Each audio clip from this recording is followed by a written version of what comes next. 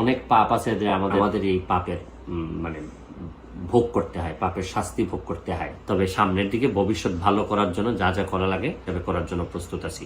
আশা করি আপনারা যে কষ্টটুকু করতেছেন আমি এটার জন্য দুঃখ প্রকাশ করতেছি। শুরু করিতেছি মহান আল্লাহর নামে, যিনি পরম করুণাময় এবং অত্যন্ত দয়ালু।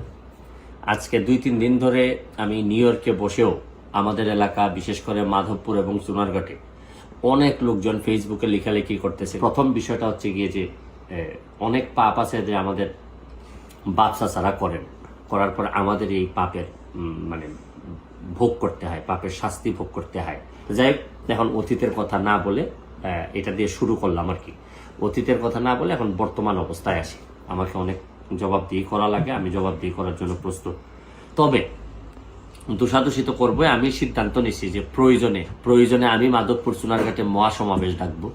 এই মহাসমাবেশের মধ্য দিয়ে আমি হবিগঞ্জের সব যারা আছেন তাদেরকে একত্রিত হওয়ার কথা বলবো। আমি আরো যারা 3 জন এমপি মহোদয় আছেন তাদেরও দৃষ্টি আকর্ষণ করতেছি। চলেন আমরা একত্রিত হই, হয় আমরা মহাসমাবেশ করে আমরা নেত্রীকে জানাই দিই, প্রয়োজনে যে জায়গায় নক করা দরকার আমি এই জায়গায় নক করব। আমি জানি না যে আগে তো আমাদের এলাকায় মন্ত্রীও ছিলেন, তারা কি ব্যবস্থা নিলেন, কি করলেন, কেউ তো আর সব প্রশ্ন করে না। আমি এখন আর করতে চাই না। তবে সামনের দিকে ভবিষ্যৎ ভালো করার জন্য যা যা করা লাগে করার জন্য প্রস্তুত আছি। আশা করি আপনারা যে কষ্টটুকু করতেছেন এই কষ্টটুকু আমি এটার জন্য দুঃখ প্রকাশ করতেছি। আপাতত ভালো থাকবেন, সুস্থ থাকবেন।